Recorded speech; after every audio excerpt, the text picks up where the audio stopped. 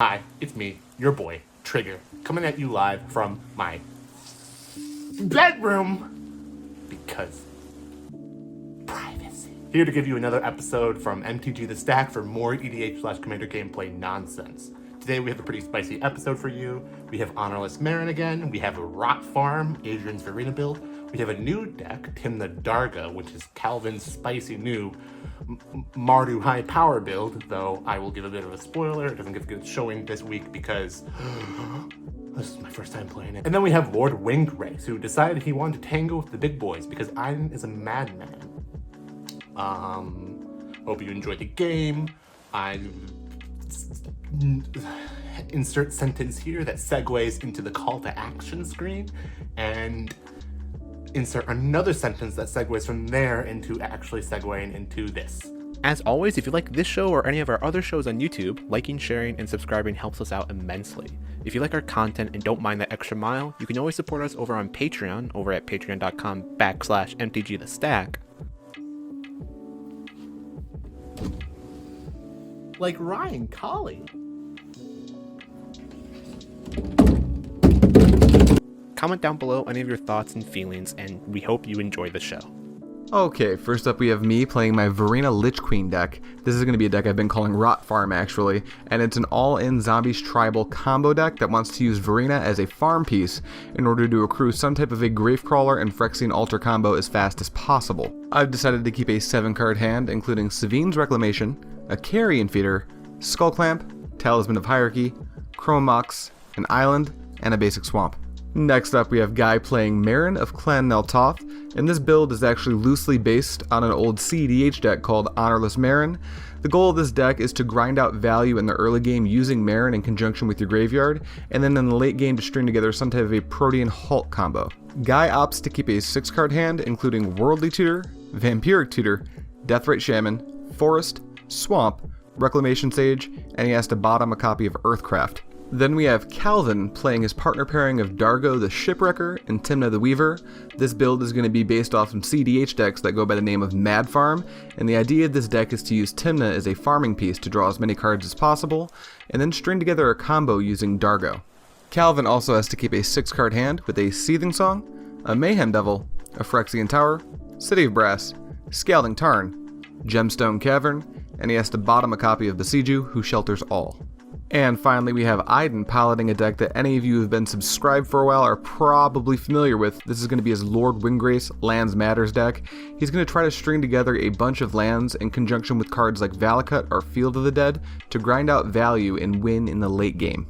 Ajdin is the third and final player to mulligan to 6, keeping a Kodama's Reach, a Sylvan Library, a Valakut the Molten Pinnacle, Prismatic Vista, Smoldering Marsh, Blood Crypt, and he has to ship a copy of Constant Mists to the bottom of Library. On 3, 1, 2, 3! Fuck you guys. I'm up. Before we can start turn 1, Calvin has a pre-game action. He's going to play a Gemstone Caverns, discarding a land, and then we'll start with me. I'll draw, play a basic Swamp, then I'm going to drop Chrome Mox, and I'm going to exile a Wonder underneath it so it taps for blue. I'll tap for 2 and then play Talisman of Hierarchy, then I'll tap that for black, losing a life to drop a Carrion Feeder. We're gonna lose. With nothing else, we'll move to Guy's turn, and he'll play a basic Forest as his land for turn, tapping 1 to play a Soul Ring he must have top decked. We'll move to Calvin's turn where he plays an Arid Mesa, and then he'll pass to Ajdin and he'll drop Valakut tapped and pass the turn to me.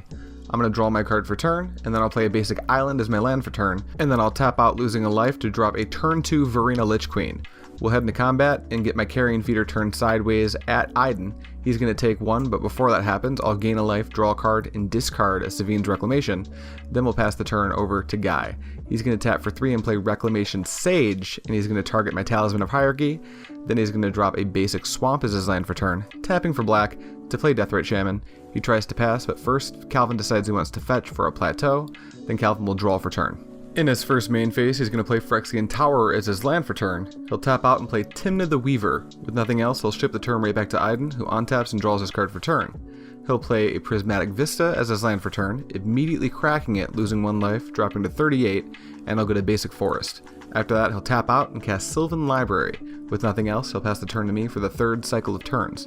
I'll untap, draw my card, head straight into combat and attack Ajdin for a total of 5. Before damage, I get to trigger Varina twice, I'll draw 2, discard 2, gain 2 life, and then Ajdin will take all the damage, going to 4 commander damage. In my second main phase, I'll tap a blue to play Skull Clamp, and then I'll tap my Chrome Mox to attach it to Carrion Feeder. This will kill the feeder, and I will draw 2 cards. Still haven't found a land drop for turn, so I will tap my Swamp for black, play Crypt Breaker, and pass the turn. After untapping and drawing his card for turn, Guy's going to play Polluted Delta as his land for turn, then I'll tap for 2 and cast Fiend Artisan. You all know what that card is, yeah? It's Birthing Pod on a stick. Only better because he can go choose his CMC. He can pod this into a Protean Hulk with enough mana. Oh, that's what the X is for. Something to keep in mind. Neat! After that, we'll move to Calvin's turn, where he'll draw a card and play City of Brass as land for turn. Enter combat. Yeah, Beat up the Animal player. got him. He attacks Ajdin for 2 with Tymna. Ajdin can't block, so Calvin will gain 2 off lifelink, and then pay a life in his second main phase to draw another card. After that, he's going to tap his Phyrexian Tower to sacrifice his commander and make 2 black mana. Then he's going to float for a red and play Seething Song. Oh, okay, here we go. I'm on 5 red. With 5 red floating, he's going to go ahead and bin the Seething Song, then he'll tap City of Brass for a black mana, losing a life, and he's going to try to cast Yawgmoth's Will. Guy does have a response to that. He wants to fetch with Polluted Delta. He'll go search up a Bayou and put it into play untapped, because that's how dual lands work. Then I'll tap his Bayou for black in conjunction with Deathrite Shaman to exile the Seething Song, dealing 2 to each of us. After that, Calvin's going to use the rest of his floating mana and cast Wheel of Fortune, which does resolve. After we've all finished wheeling, Calvin is going to drop Mana Crypt, then he's going to float all of his mana, leaving 1 colorless floating, and he's going to cast Dockside Extortionist. We count a grand total of 4 artifacts and enchantments at his opponent's control, so he makes 4 treasures. Then he's going to sack 1 treasure and use the floating mana to play Talisman of Indulgence. After this, he'll tap the Talisman, he'll sacrifice a treasure, and he's going to play Loyal Apprentice. With nothing else, he passes the turn to Ajdin. Ajdin starts his turn by triggering Sylvan Library. He chooses to keep no extra cards. Then he plays a mountain as his land for turn. He's going to tap 3 for Roiling Regrowth, sacrificing the forest to go search his library for a mountain and a forest. They both come into play untapped. After this point, he'll tap 2 and cast Farseek and search his library for a Kangen Slow, putting it into play tapped, and then he'll pass the turn to me. I'll untap and draw for turn, then I'll play Vault of Champions as my land for turn, followed by my own Mana Crypt. After this, we're going to tap for a grand total of 5 mana and play Archfiend of Ifnir. We're going to head into combat, and we're going to turn both of our creatures sideways at Guy. Before combat damage, we trigger Varina twice, draw 2, gain 2, discard 2, triggering the Archfiend twice. This is actually going to wipe all of our opponent's boards because each of their creatures get -2/-2, 1 for each card that I discarded. After we bend those, we head to damage, and Guy's going to take a grand total of 5. Then we're going to move into my second main phase, where I clamp the Archfiend and pass the turn to Guy. Guy will untap and draw his card for turn, and play Command Tower as his land for turn. Then he's going to tap for 4 and play Meren of Clan Toth, and tap for 1 green to play Spore Frog. Are you going to sacrifice your Spore Frog to start experiencing things? I am gonna. I'll go get you. I want to feel! I got what I Before moving to his end step, he'll sacrifice Spore Frog to fog everybody. That'll give him an experience counter, so when he moves to his end step, Meren will trigger. He'll buy back to Spore Frog, and then pass the turn to Calvin, who will untap and trigger Mana Confluence, flipping a coin, and he does win the flip. He'll draw and play a Scrub Land as his land for turn, and with nothing else, he'll pass the turn over to Ajdin. Ajdin's going to once again trigger Sylvan Library, this time deciding to take 4 damage to draw an extra card. Then he'll head into his first main phase and tap 2 to cast Prismatic Omen. This makes all of his lands mountains, so when he plays Wooded Foothills, he gets to shoot Guy for 3 with Valakut, fetch with the Foothills, get a Cinderglade, shoot Guy for 3 yet again, then he's going to tap for 4 and play Oracle of Moldiah.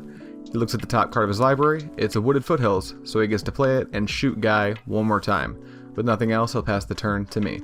I untap and trigger Mana Crypt. Beep. Toad is pain. Toad is pain. Toad is pain. Toad is pain, so I take 3, then I'll draw my card for turn and head straight into combat, turning all 3 of my creatures sideways at Ajdin for 11. Before he can block, we trigger Varina twice, draw 2, gain 2, and then discard 2, giving all creatures -2/-2 that aren't mine. In my second main phase, I'll play Sea of Clouds. Then I'm going to tap for 2 and play Mausoleum Secrets. I'll search my library for a Gravecrawler, which I do have to reveal, but I'm now going to tap for 2 more and cast Diabolic Intent, sacrificing my Archfiend of Ifnir, drawing 2 cards off of Skullclamp when I do, and this time I do not have to reveal that I'm going to go look for a copy of Phyrexian Altar and put it into my hand. Since I used the Mana Crypt to tap for the 2-drop, I have 1 floating, so I'll use it to equip my Crypt Breaker with Skullclamp, discard 2 lands, and pass the turn over to Guy, who untaps and draws his card for turn. He'll play a basic swamp in his first main phase, then he's going to tap for 2 and play Survival of the Fittest. After that, he'll head into combat and attack me for 3 with his commander. I do have to take it. Then guy's going to trigger Meren, getting back Fiend Artisan, and passing the turn. On Calvin's upkeep, he actually loses his mana crypt trigger for once, then I'll draw for turn. He'll play a Wooded Foothills as his land for turn, then I'll tap for white to play Weathered Wayfarer, and just pass the turn to Ajdin, who untaps and then triggers his library. He doesn't see anything he wants, so he decides to pay 0 life, then he plays Misty Rainforest, shooting the 4/4 Fiend Artisan, then he'll fetch, lose a life, get Sheltered Thicket, and finish off the Fiend Artisan with Valakut. This will give Guy an experience counter. Ajdin will then tap for 5 and play Titania, which triggers, buys him back a land, triggers Valakut, and he shoots Meren. Then he'll fetch, this will trigger Titania, he'll get a 5/3, and then when the land comes into play, it'll also finish off Meren using the Valakut. Guy opts to rezone Meren, and with nothing else, Ajdin will pass the turn to me. I untap, and I do have to trigger my Mana Crypt. I'll flip, and this time I win the trigger. Then I'll draw for turn and play Skycloud Expanse as my land for turn. I'll head into combat, and I'll attack Guy for 4 with Varina, triggering it once, so I gain 1, draw 1, and discard a Gravecrawler. Guy's going to take the damage, then I'll tap Mana Crypt for 2, and then my swamp for black to play Phyrexian Altar. That resolves, so I'll also tap for a black and a white and play Corpse Knight. Guy has a response to this. He's going to tap for 4 and try to Force of Vigor my Phyrexian Altar. I'll respond with a Fierce Guardianship, and that gets countered. It's Ajdin's turn to respond. He taps for green and tries to Nature's Claim my Phyrexian Altar. I'm going to Flusterstorm it 4 times because Storm equals 4 right now. Corpse Knight will now enter the battlefield, and I will sacrifice Varina to the Phyrexian Altar to generate 1 black, triggering the Corpse Knight. Everybody takes 1. No, I'm gonna play Gravecrawler out of the graveyard. Which blue CEDH deck does Okay, have that. I'm gonna sacrifice Gravecrawler to altar. I'll replay it off the black. Corpse Knight will kill you guys infinitely. Oh, Good game. good game. Good game. Good game, sirs. Good game. Good games. Good If games. I had a goddamn tutor, I would have tutored for about 2. Ooh. Goddamn it. So, let's talk about it. The first deck that I want to get out of the way right now is the Tymna Dargo deck. If we go from like most impactful to least impactful, the Tymna Dargo deck was probably the least impactful. It had the potential to just suddenly blow up out of nowhere. I think that was like 7 or 8 mana after that Wheel of Fortune play. But I remember that hand that I got after Wheel of Fortune, and it was garbage. What happened? Well, what happened was that Archfiend of Ifnir just absolutely screwed me over. Tymna really relies on the small creatures being able to hit everyone in order to actually farm out resources, and Archfiend of Ifnir was like, yeah, those 3 creatures you just played, bye-bye. And what can I do? What can you do? What can you do? You might be questioning the Yawgmoth's Will play when there was only a Seeding Song in my graveyard while a guy had a Deathrite Shaman. To which my response to that would be, yes, that was a bad play, but I drew a Wheel of Fortune. I was gonna lose the will anyways. Why not make cool things happen potentially? With that said, while this was a poor showing of the Tymna Dargo deck, I would expect to see more of it in the future because this was the very first game I played with it, and it still threatened nonsense. I'm excited to show you how it wins. After that, I guess we should talk about Ajdin's deck, the Lord Windgrace deck. He was able to get Valakut online early because he played it turn 1 tapped, but he started pointing it at people's faces. I need to ask Ajdin why he thought that was a good line in those first couple turns. The problem with Ajdin's deck, the problem with the Lord Windgrace deck in this pod is it didn't have a clean way to wrap up the game. It's a grindy deck. It's sort of like my Golos deck. It wants to go into the long game, control the board, and just suddenly outvalue the opponent. When every other deck at the table has a 1 to 3 card combo that just like, I win. Ajdin did explicitly say he wanted to play this deck though. He wanted Lord Windgrace to tango in this pod, and yeah, I didn't mention his deck first, so like there's some merit to it. I think at a moment Ajdin decided the Meren player was the one to take down, and by that point basically Ajdin chose the winner. He either locked down the Meren player or he locked down the Varina player, and I guess the Meren player was easier for him to deal with, and well, you saw what happened. The Meren deck more or less did exactly what it set out to do. It didn't win, but it constantly was threatening that lethal all the time. Chances are, if it wasn't for that Archfiend of Ifnir, I still would say the Tymna Dargo deck was the least impactful deck at the table, because the Meren player probably would have been able to untap, activate Fiend Artisan, and win. And what can you do from there? It kept on resetting up because Meren is just a powerful commander, especially when you have those low curve creatures like Spore Frog. And it was just a matter of being interacted with at all the right moments as far as the Meren player is concerned. I really enjoy watching the Meren deck play, and as we dabble in low power pods and high power pods, and this being a high power pod, I would expect to see more Meren play, more of us practicing and getting reps in with that deck. There's another deck that we have downstairs that just hasn't hit the channel yet that I'm really hoping gets to see play soon, but it's also... Finally, we have the Varina deck, and the Varina deck did exactly what it wanted to do. It started farming out resources, it eventually found a way to deal with everyone else's board, and on its killing turn, it was able to discard the Gravecrawler, which is a huge thing. It only had the Varina in play, I believe, on that turn where it discarded Gravecrawler. That's all it needed. And not only did it get the setup that way, it had the reaction to the interaction. He had 2 counter spells to engage with Meren and Lord Windgrace trying to stop it. Pity the Dargo Tymna player for having no blast in its hand. I don't know if the Varina deck has won before, but this is a good example of the sort of combos that we enjoy here in MTG the Stack. We like it when things fucking die. And yeah, Adrian's really proud of that build. I would recommend you check out the deck list in the description below because it's really good. It's really good. I don't really have anything else to say besides that.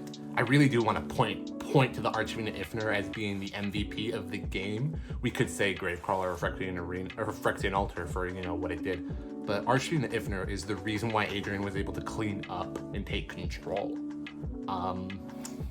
If you like today's gameplay, comment down below what deck you're most excited to see more of. It better be that Maru deck because I'm just gonna play it more. I'm sorry, we had a game off camera where I did the thing. I'm so fucking excited about this deck, but I did it poor showing, so I don't expect you to comment that. And yeah, I'll see you next time.